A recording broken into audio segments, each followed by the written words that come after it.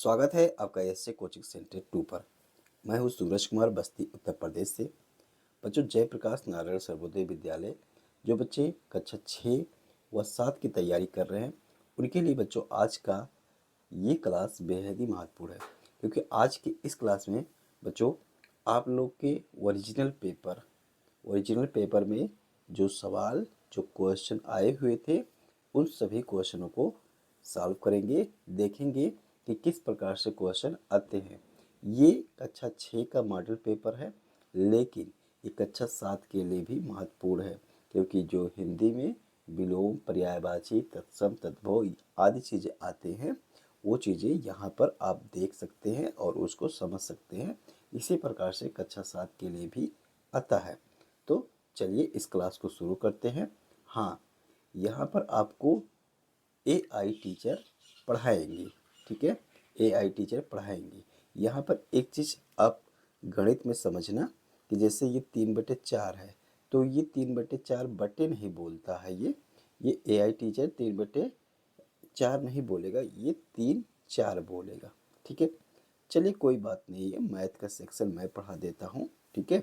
और बाकी AI teacher आपको पढ़ाएंगे बहुत अच्छे तरीके से, तो आप पूरा वीडियो को अंत तक जरूर देखिए। तो चलिए इस क्लास को शुरू करते हैं। हाँ, जो बच्चे चैनल पे नए हैं वो चैनल को सब्सक्राइब कर लें, और वीडियो आप लोग की तैयारी में ज़रूर मददगार साबित होगा, तो वीडियो को लाइक कर दें। तो चलिए इस क्लास को शुरू करते हैं। आज हम कक्षा 8 की प्रवेश परीक्षा के लिए एक मॉडल प्रैक्टिस पेपर की गहराई में उतरेंगे। हमारा लक्ष्य सिर्फ सही उत्तर जानना नहीं है, बल्कि हर सवाल के पीछे के कॉन्सेप्ट को अच्छी तरह समझना है, ताकि परीक्षा के लिए तैयारी एकदम पक्की हो सके। बिल्कुल सही।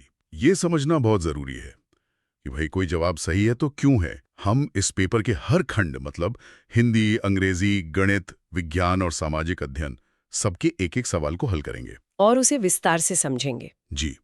तो चलिए शुरू करते हैं। पहला खंड हिंदी का है। चलिए पहला सवाल देखते हैं। सवाल है, दिनकर शब्द का सही पर्यायवाची है, और ऑप्शंस है ए चंद्रमा, बी सूर्य, सी आकाश और डी पृथ्वी। तो इसका सही उत्तर है बी सूर्य। सूर्य। जी देखिए, दिनकर शब्द को अगर हम तोड़े ना तो बनता है दिन और कर। अच्छा, कर मतलब करने वाला। बिल्कुल। तो दिन करने वाला मतलब जो दिन लाता है, और वो तो जाहिर है सूर्य ही है। समझ गए। इसके दूसरे पर्यायवाची भी हैं, जैसे रवि, भास्कर, सूरज, ये सब। ठीक है, अगला सवाल ये है, अग्नि शब्द का तद्भव रूप क्या होगा? ए आग, बी अगिन, सी अनल, डी गरम। सही जवाब है ए आग। देखिए, इसमें एक कॉन्सेप्ट है तत्सम और तद्भव का। हाँ, ये स्कूल में बहुत कंफ्यूज करता था। हाँ बिल्कुल। तो यूं समझिए कि जो शब्द संस्कृत से सीधे मतलब बिना किसी बदलाव के हिंदी में आए, वे तत्सम है, जैसे अग्नि। ओरिजिनल कॉपी जैसा। बिल्कुल। और जो शब्द संस्कृत से थोड़ा बदलकर मतलब हमारी सहूलियत के हिसाब से बदल गए, वे तद्भव हैं। तो अग्नि का तद्भव रूप आग है। बोलना आसान है। ठीक है, अब उपसर्ग पर एक सवाल है। अपमान शब्द में कौन सा उपसर्ग लगा है? ए मान, बी अप, सी आ, डी अनु। यहाँ सही विकल्प है बी अप। उपसर्ग वे शब्दांश होते हैं जो किसी शब्द के शुरू में जुड़कर उसका अर्थ ही बदल देते हैं।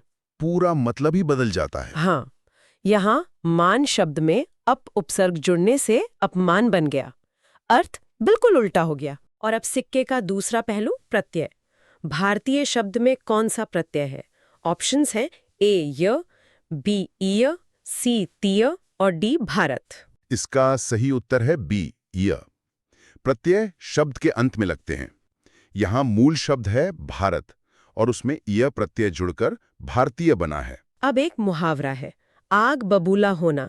मुहावरे का सही अर्थ है ए बहुत खुश होना, बी बहुत क्रोधित होना, सी जल जाना या डी भाग जाना। इसका सही अर्थ है बी बहुत क्रोधित होना। मुहावरे भाषा को बहुत दिलचस्प बनाते हैं। हाँ, सीधी बात नहीं कहते। जी। जब कोई बहुत ज्यादा गुस्से में होता है तो हम कहते हैं कि वो आग बबूला हो गया। और हिंदी का आखिरी सवाल साहित्य से। पुष्प की अभिलाषा कविता के रचयिता कौन है? ए माखनलाल चतुर्वेदी, बी सुभद्रा कुमारी चौहान, सी प्रेमचंद या डी दिनकर? इसके रचयिता है ए माखनलाल चतुर्वेदी। यह एक बहुत ही प्रसिद्ध देशभक्ति कविता है। चलिए अब अंग्रेजी का सेक्शन देखते हैं। पहला सवाल वोकैब्युलरी से। Choose the correct synonym of the word trip. A sleep, B journey, C home, D stop. The correct answer is B journey. Synonym का मतलब होता है समान अर्थ वाला शब्द। ट्रिप और जर्नी दोनों का मतलब यात्रा होता है। ठीक है, अगला सवाल एंटोनिम पर है, मतलब विलोम शब्द। Choose the correct antonym of victory. A win, B defeat, C success, D trophy. The correct option is B defeat. Defeat? जी, एंटोनिम का मतलब है विपरीत अर्थ वाला शब्द। तो विक्ट्री यानी जीत का उल्टा होता है डिफीट यानी हार। अब ग्रामर से कुछ सवाल। Fill in the blank. Himalayas are in the north of India. A, a, B an, C the, D none. यहां सही जवाब सी द होगा। नियम यह है कि पर्वत श्रृंखलाओं मतलब माउंटेन रेंजेस के नाम के पहले हमेशा द आर्टिकल का प्रयोग होता है। अच्छा, क्योंकि एक स्पेसिफिक चीज है। बिल्कुल। A between, B among, C in, D on. यहाँ पे बी अमंग सही है।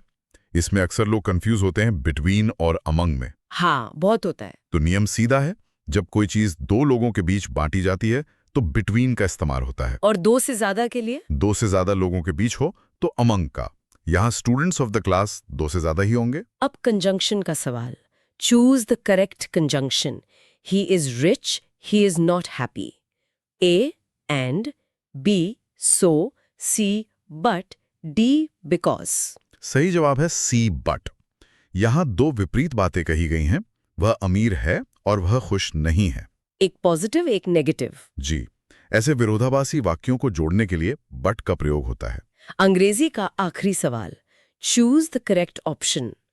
अ bunch of A keys, B water, C air, D sand. The correct answer is A keys.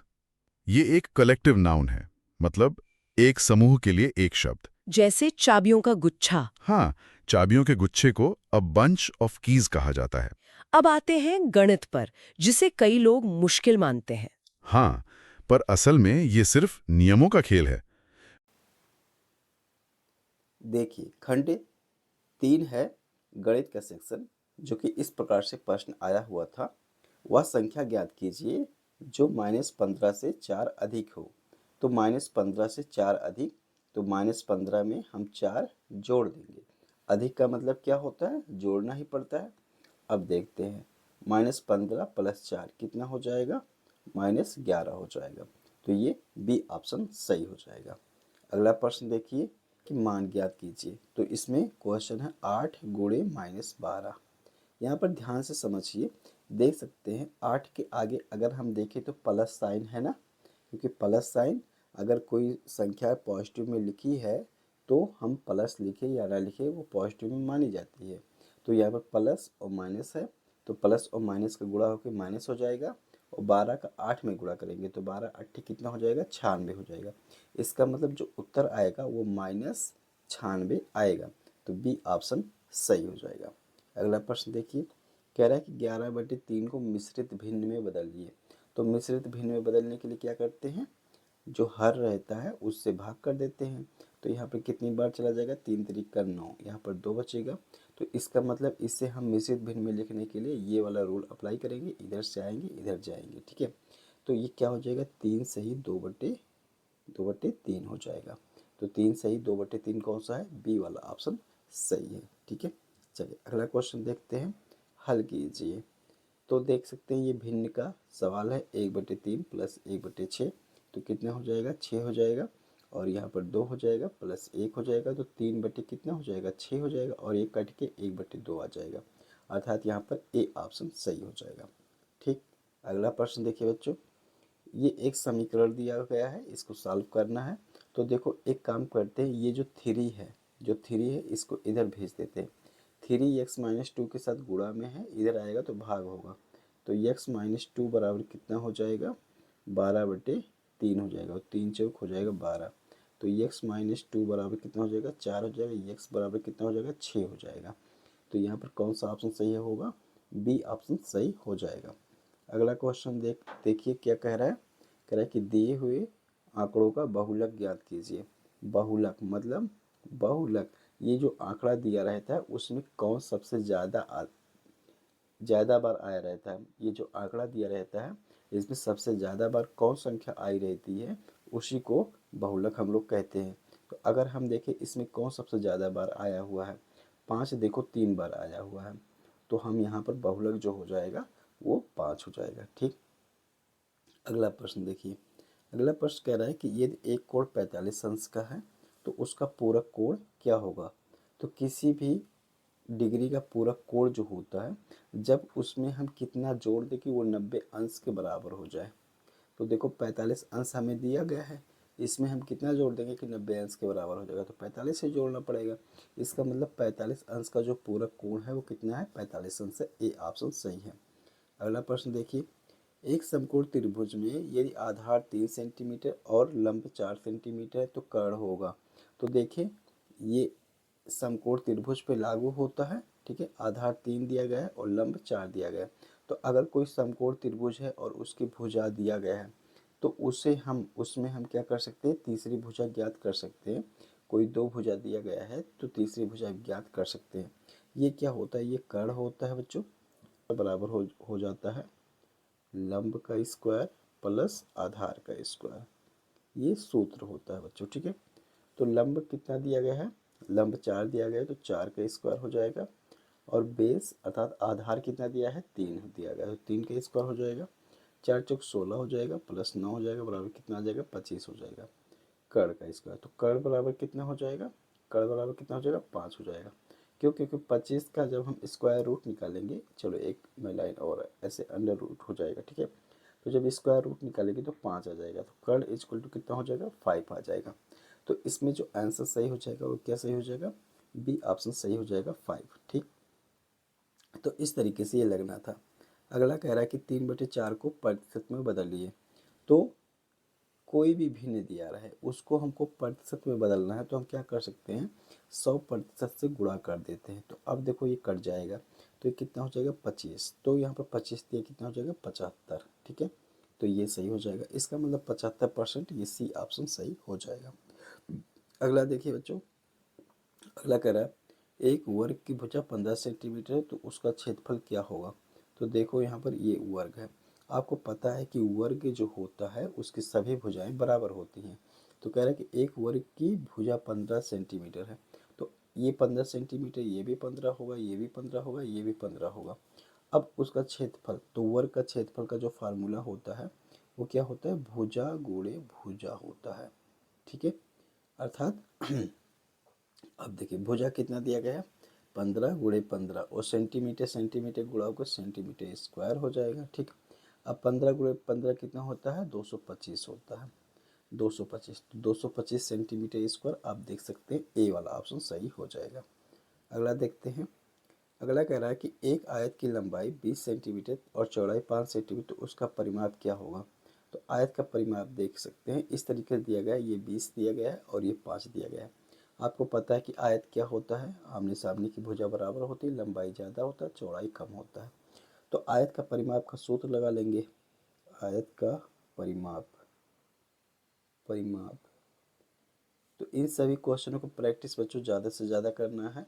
ठीक है, देखो दो ब्रैकेट में क्या होता है, लंबाई प्लस चौड़ाई। ठीक है, लंबाई प्लस चौड़ाई, लेंथ और ब्रेथ हो जाएगा। तो यहाँ पर देखो 2 गुणा लंबाई कितना है बच्चों 20 और चौड़ाई कितना है 5। तो अब देखो 2 गुणा कितना हो जाएगा 25, और 25 दूनी कितना हो जाएगा 50 हो जाएगा। ठीक, तो यहाँ पर कौन सा सही हो जाएगा, इसमें सी ऑप्शन सही हो जाएगा। अगला प्रश्न देखिए। कह रहा है कि 500 रुपये को रवि और किशन में 2:3 अनुपात के में बांटिए, किशन को कितना रुपया मिलेगा। 500 को रवि कितना पाएगा उसके लिए देखो क्या कर देंगे, रवि और बटे इसमें क्या करेंगे, दोनों अनुपात को जोड़ देंगे तो 2 + 3 हो जाएगा।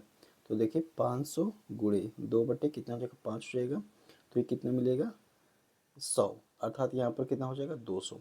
रवि को कितना मिला 200 मिला, तो रवि को 200 मिलेगा, तो किशन को कितना मिलेगा, 300 मिलेगा। तो यहाँ पर ये क्या कह रहा है, किशन को कितना मिला, तो किशन को कितना मिलेगा, 300 मिलेगा। ठीक है, 300 रुपये। तो इस तरीके से बी ऑप्शन सही हो जाएगा। अब आप लोग चौथा खंड विज्ञान को देखिए। अब विज्ञान खंड की बारी। सवाल 25 है, जल यानी वाटर का रासायनिक सूत्र क्या है? ए NaCl, बी H2O, सी CO2, डी O2। सही सूत्र है बी, H2O। ये शायद सबसे प्रसिद्ध रासायनिक सूत्र है, मतलब हाइड्रोजन के 2 परमाणु और ऑक्सीजन का 1 परमाणु। अगला सवाल, निम्नलिखित में से कौन सा रासायनिक परिवर्तन मतलब केमिकल चेंज है? ए बर्फ का पिघलना, बी कांच का टूटना, सी लोहे पर जंग लगना, डी पानी का उबलना। सही जवाब है सी, लोहे पर जंग लगना। रासायनिक परिवर्तन में एक नया पदार्थ बनता है, जैसे लोहे से जंग। बाकी सभी भौतिक परिवर्तन हैं। जिनमें सिर्फ अवस्था या आकार बदलता है। बिल्कुल। अब फिजिक्स का एक सवाल, ध्वनि मतलब साउंड किस में यात्रा नहीं कर सकती है? ए ठोस सॉलिड, बी द्रव लिक्विड, सी निर्वात वैक्यूम, डी गैस गैस। सही उत्तर है सी, निर्वात वैक्यूम। ध्वनि को यात्रा करने के लिए एक माध्यम की जरूरत होती है। और वैक्यूम में कोई माध्यम नहीं होता। जी, इसीलिए वहां ध्वनि नहीं चल सकती। अब बायोलॉजी से कुछ सवाल। स्कर्वी रोग किस विटामिन की कमी से होता है? Vitamin A, vitamin B, vitamin C या विटामिन डी? ये रोग सी, विटामिन सी की कमी से होता है। में मसूड़ों से संबंधित बीमारी है। अगला सवाल, श्वेत क्रांति यानी व्हाइट रेवोल्यूशन का संबंध किससे है? ए फसल उत्पादन, बी दुग्ध उत्पादन, सी मछली उत्पादन, डी अंडा उत्पादन। इसका संबंध बी, दुग्ध उत्पादन यानी मिल्क प्रोडक्शन से है। विज्ञान का अंतिम सवाल, मानव पेट में कौन सा अम्ल पाया जाता है? ए सल्फ्यूरिक अम्ल, बी हाइड्रोक्लोरिक अम्ल HCl, सी नाइट्रिक अम्ल, डी लैक्टिक अम्ल। सही उत्तर है बी, हाइड्रोक्लोरिक अम्ल HCl। इतना तेज एसिड पेट में? हाँ, ये भोजन को पचाने में मदद करता है। अब अंतिम खंड सामाजिक अध्ययन। सवाल है, प्लासी का युद्ध कब लड़ा गया था? ए 1526, बी 1757, सी 1857, डी 1947। ये युद्ध बी 1757 में लड़ा गया था। एक बहुत ही निर्णायक युद्ध था ये। इतिहास का अगला सवाल, आगरा का ताजमहल किसने बनवाया था? ए अकबर, बी शाहजहां, सी बाबर, डी औरंगजेब। ताजमहल शाहजहां ने अपनी बेगम मुमताज महल की याद में बनवाया था। अगला सवाल है, भारत की खोज के लिए वास्को डी गामा कालीकट कब पहुंचा? A 1492, B 1498, C 1526, D 1600। Vasco da Gama B 1498 में कालीकट पहुंचा था। अब सिविक से एक सवाल, भारत की संविधान में कितने मौलिक अधिकार हैं? ए 11, बी 6, सी 7, डी 10। भारतीय संविधान में बी 6 मौलिक अधिकार हैं। पहले 7 थे शायद। जी, पहले 7 थे, लेकिन संपत्ति के अधिकार को बाद में एक कानूनी अधिकार बना दिया गया। अब ज्योग्राफी का एक सवाल, विश्व का सबसे छोटा महासागर कौन सा है? ए प्रशांत महासागर, बी आर्कटिक महासागर, सी हिंद महासागर, डी अटलांटिक महासागर। सबसे छोटा महासागर बी आर्कटिक महासागर है। और इस पेपर का आखिरी सवाल, भारत के राष्ट्रपति बनने के लिए न्यूनतम आयु क्या है? ए 25 वर्ष, बी 30 वर्ष, सी 35 वर्ष, डी 40 वर्ष। न्यूनतम आयु सी 35 वर्ष है। और इसी के साथ हमने इस मॉडल पेपर के सभी सवालों को हल कर लिया है। हमने हर सवाल के पीछे के कॉन्सेप्ट को भी समझा। सफलता के लिए कुछ बातें हमेशा याद रखनी चाहिए, जैसे अपने गलत उत्तरों का विश्लेषण करें, गणित के सूत्रों को रोज दोहराएं और समय प्रबंधन का अभ्यास करें। बिल्कुल, जैसा कि कहा गया है, कड़ी मेहनत और निरंतर प्रयास ही सफलता की कुंजी है। All the best. जाने से पहले एक विचार, आज के इस पेपर में ऐसा कौन सा सवाल था जिसने आपको सबसे ज्यादा सोचने पर मजबूर किया और क्यों? इस पर विचार करना आगे की तैयारी में बहुत मदद करेगा। नमस्कार।